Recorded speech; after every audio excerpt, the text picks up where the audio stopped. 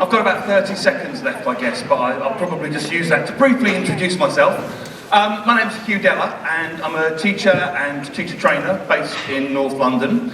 And along with my co-author, Andrew Walkley, I'm also the co-author of the Outcome series. And what I'm going to be talking about today is, I think, one of the kind of million-dollar questions of language teaching, really, which is, what can we do as teachers to help our students listen better? I'm sure all of you, over your time in the classroom, have had students for whom listening is a kind of fairly tortuous experience. I remember when I first started teaching back in the old days of the cassette recorder, where often you'd press the play button and students would kind of recoil in horror, like you were operating some sort of torture machine sending out sonic waves in the classroom. And over the years, I've had many students come to me complaining about the fact that they particularly struggled with their listening. So, what I'd like to do, just to begin with, is ask you, with the people next to you, what might seem like a kind of idiotically simple question, but I would suggest is a very important and maybe deceptively simple question, which is just this: what makes someone a good listener in a foreign language? Okay? Can I just give you a minute with the people next to you, just to share whatever comes into your head when you think about this?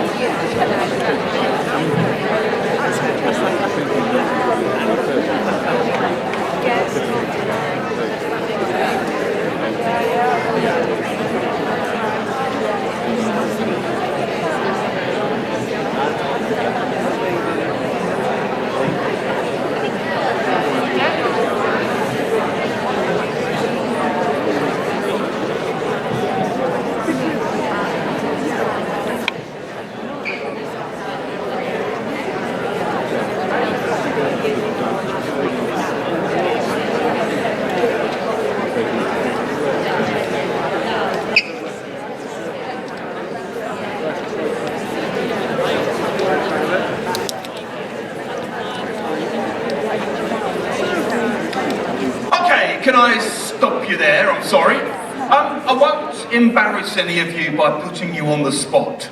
But when I've asked this question to groups of teachers before, you get a whole wide range of different answers. Some of them are quite sort of emotionally oriented. So people will say things like, you need to be empathetic, you need to be curious, you need to be engaged in the other person's output and, interact in conversation. Some of them are sometimes more focused on skills, so people will say things like, you need to be able to listen for gist, you need to be able to guess unknown words, you need to be able to predict what's going to come next, and so on. I'm going to just tell you what I think the core skills that people who are really good at listening in foreign languages possess. And we'll then look a little bit more about what we can do as teachers to help students with those key areas. So I think if you're serious about helping your students get better at listening in a foreign language, we really need to understand what it is that makes those people different to other people who aren't as good at them as listening. And I would suggest that maybe it sounds like stating the bleeding obvious, but the first thing that differentiates someone from someone who's better at listening in a foreign language than someone who's not is the simple fact that they know more of the language, okay? And that has real ramifications for the classroom, as we'll talk about. I think beyond that, it's not just that they know more language, it's that they recognise the sounds and the words as they're hearing the language being spoken, and they know the meaning of them when they hear them.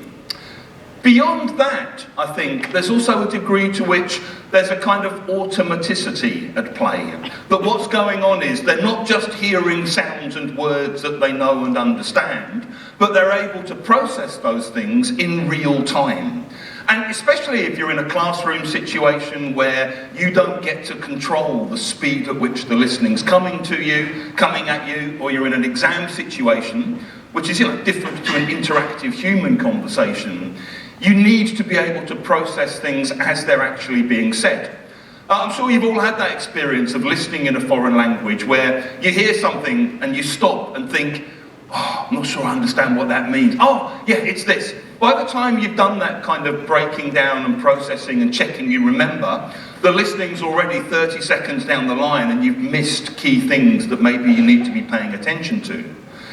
And on top of all of that, I think, what you're then doing is, as you're hearing the sounds and the words and you're remembering them and you're processing them automatically in real time, you're slowly building up an understanding from the bottom up as you're going along. You're understanding the sound, the word, the chunk, the sentence, the next sentence, and as you're going along, you're remembering what you've heard already, and you're adding the understanding of what you're then encountering to what you've already understood, and you're building up this kind of meaning.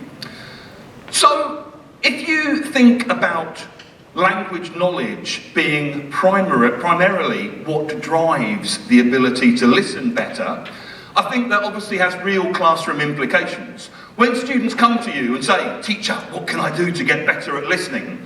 I know that those students generally don't want us to be saying, "You need to learn more language." Often what they want us to say is, well, I have a magic pill in my back pocket, which will fix your ears and allow you to just interpret everything that you're encountering, even though you haven't put the time in to actually learn the language. And I think we just need to recognise as teachers that basically good listening means understanding almost all, if not all, of the language that you're hearing. There's this idea of over-learning, where if you're a really competent listener in a foreign language, it's not just that you know all of the language you're hearing in one particular listening, you know a hell of a lot more language on top of that, because you've overlearned, which makes the task you're facing a little bit easier.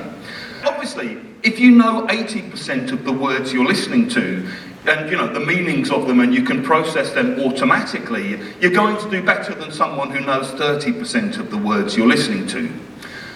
My own experience now of listening to French, which is a subject I did at O-level many, many moons ago, back in the 80s.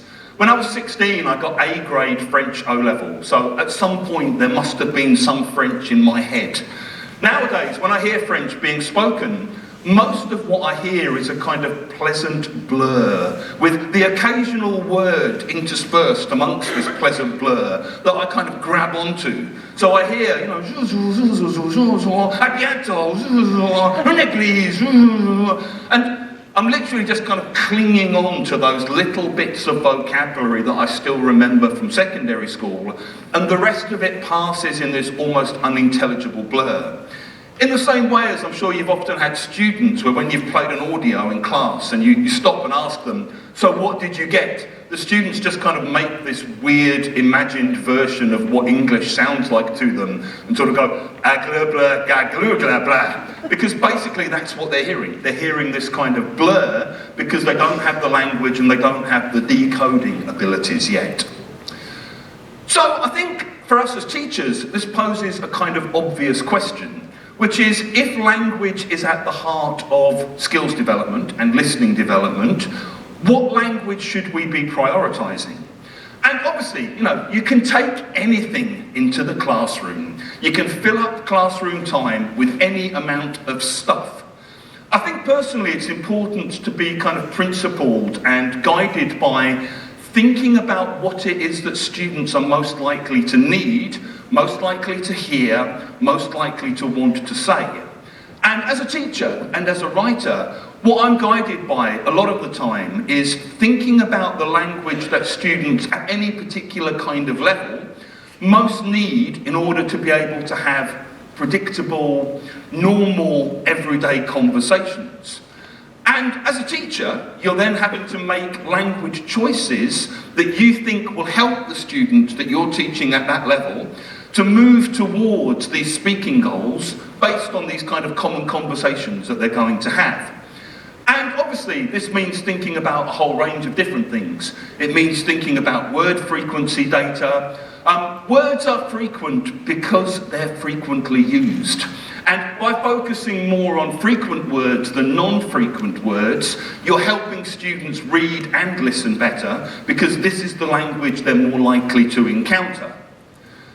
Just a quick example to show you how this might work. This is something from a pre-intermediate book, Outcomes 3rd edition we've just done, where we have this kind of goal that we want students to move towards of talking about a party you've been to.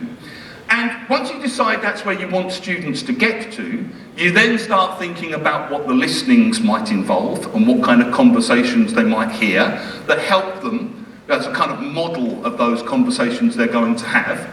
And you then think, okay, what kind of vocabulary might be new for them? How can we show them this vocabulary? How can we look at the vocabulary in a meaningful context that connects to the conversations we want the students to have? So you've got these kind of 5 common questions, like did you have a good time? What was the place like? What was the food like? You've got 2 answers for each question, and you've got the kind of possibly new on-level words highlighted in bold. And when you're doing this kind of teaching and thinking about vocabulary input in this kind of way, I think it has some implications. And I think one implication is it's moving away from the idea of traditional lexical sets.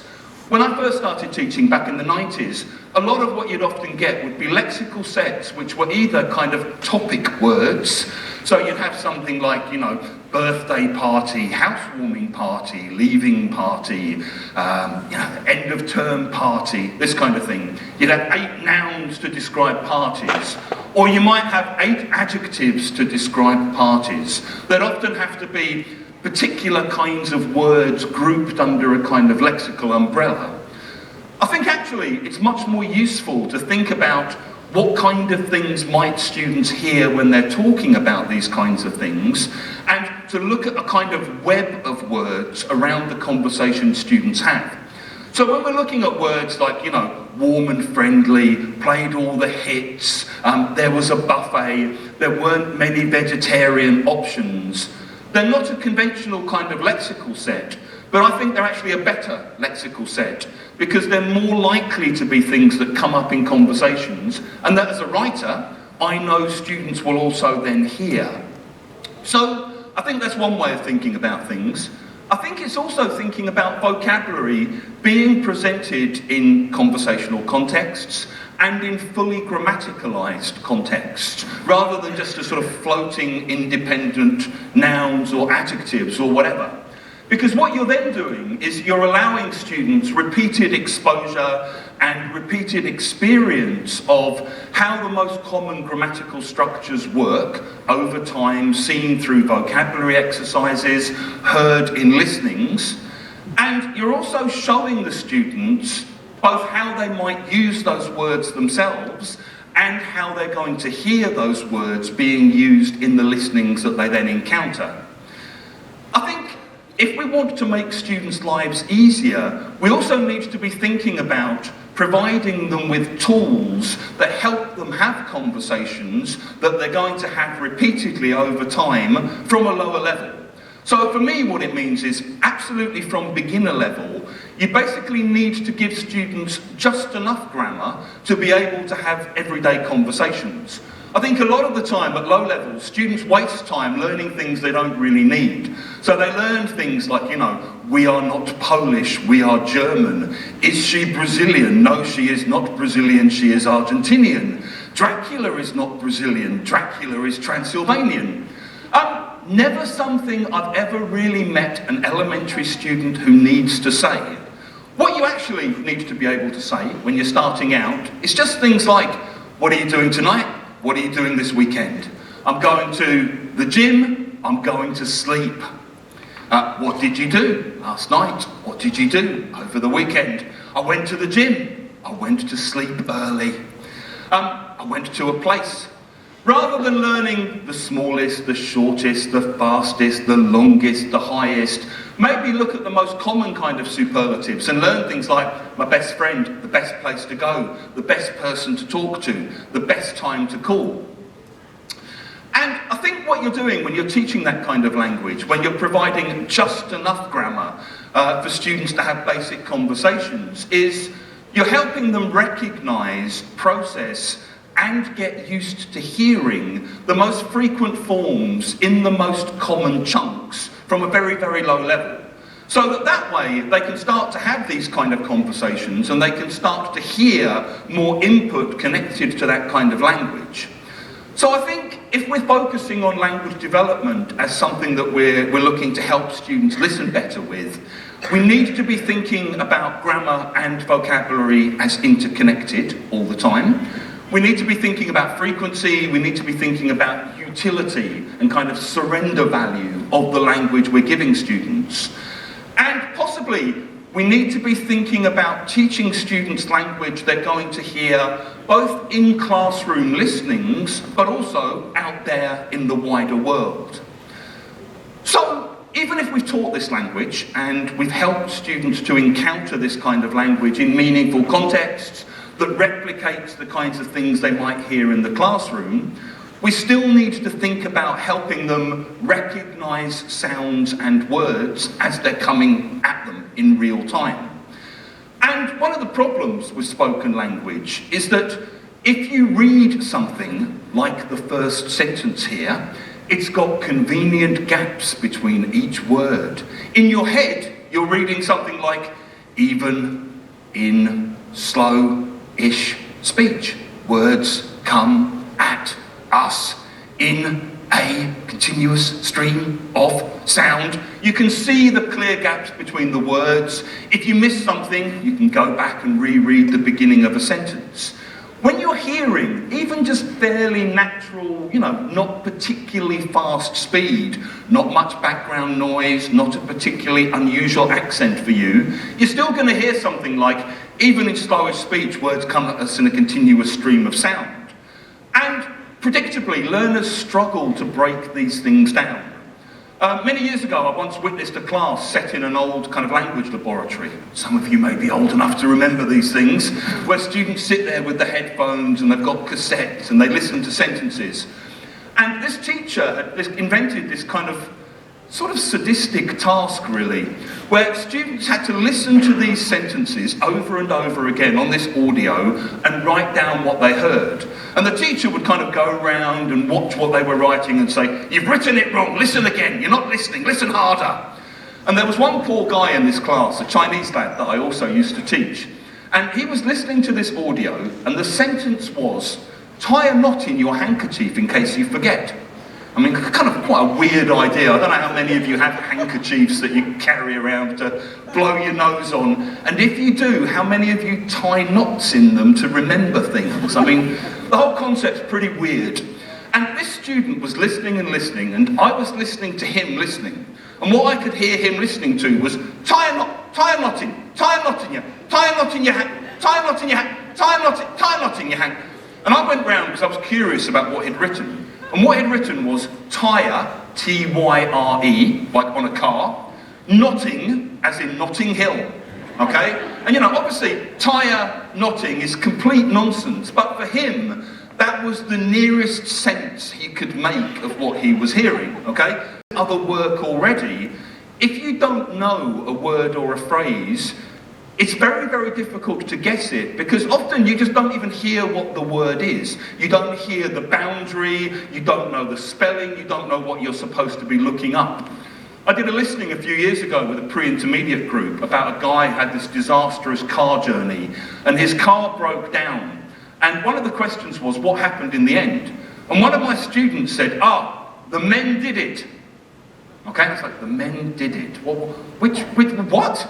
And what they actually heard was, they mended it, okay? And this student, I'm guessing, didn't know the word mend, didn't know that when you hear mended it kind of joins together. And so the student's done a kind of tyre knotting thing and sort of gone, they mended it, the men did it, the men did it!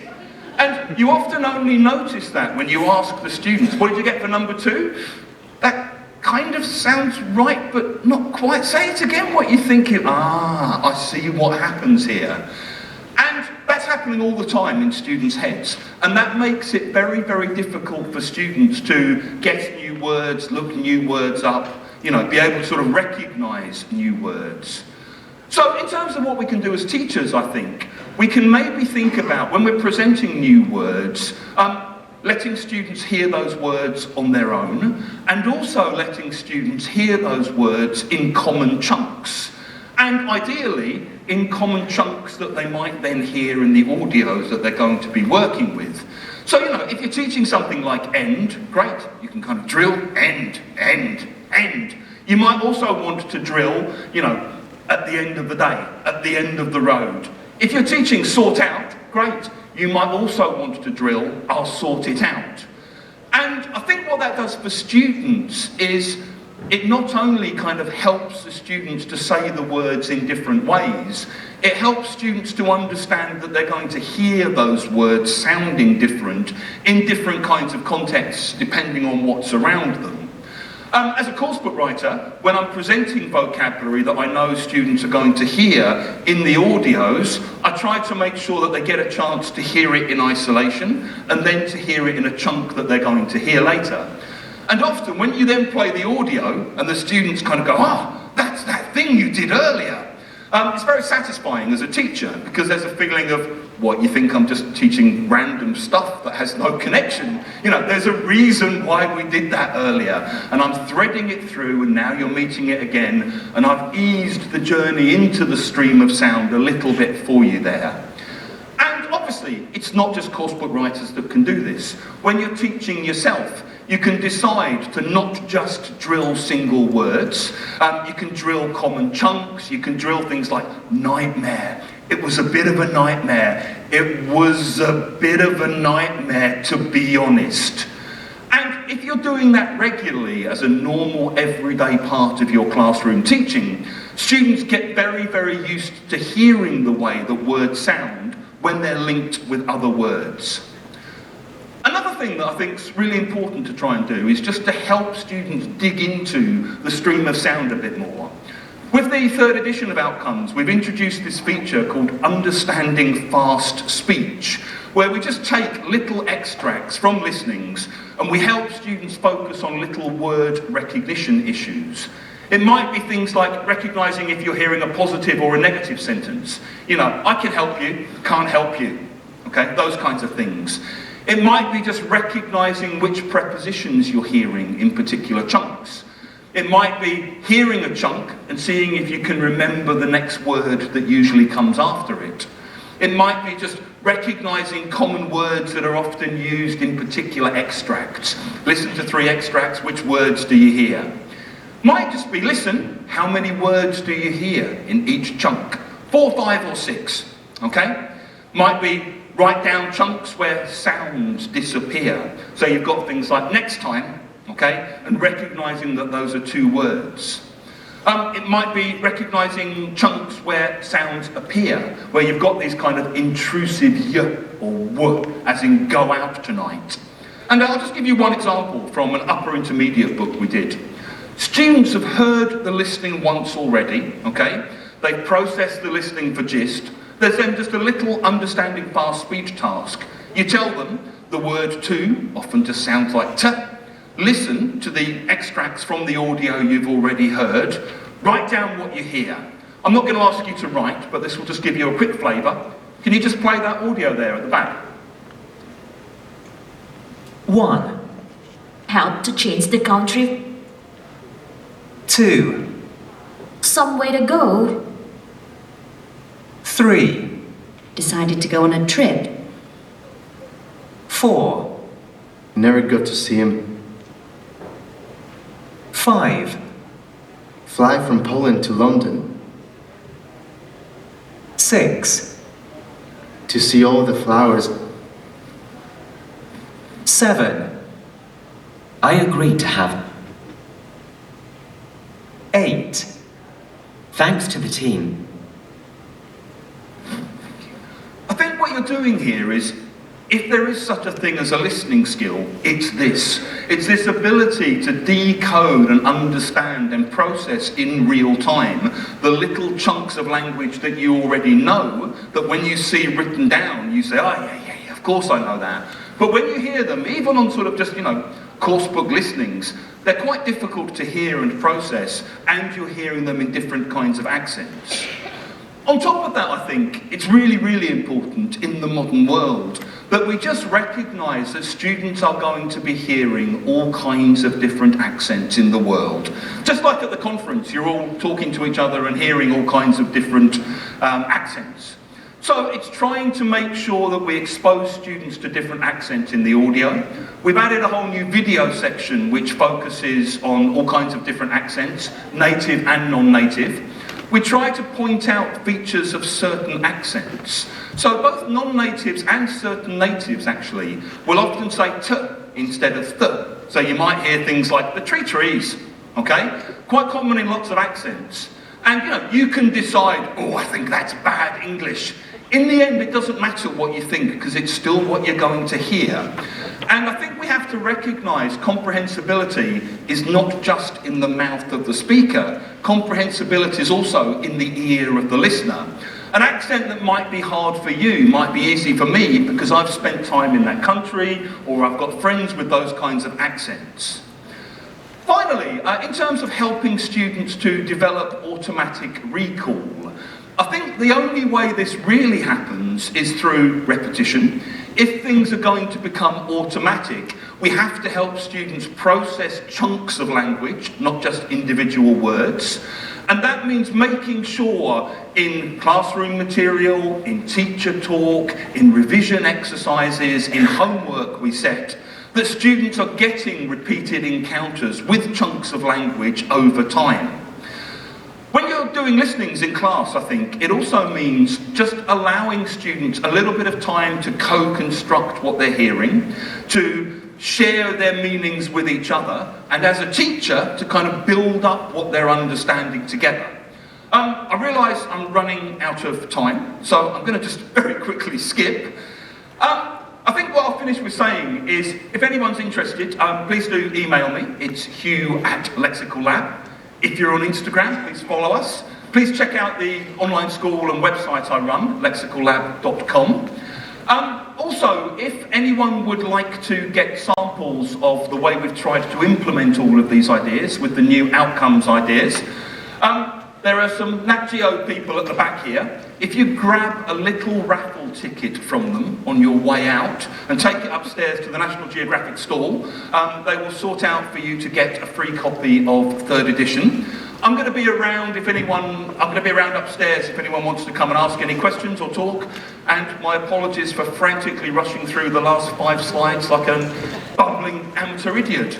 Thank you very much for your time and enjoy the rest of the conference.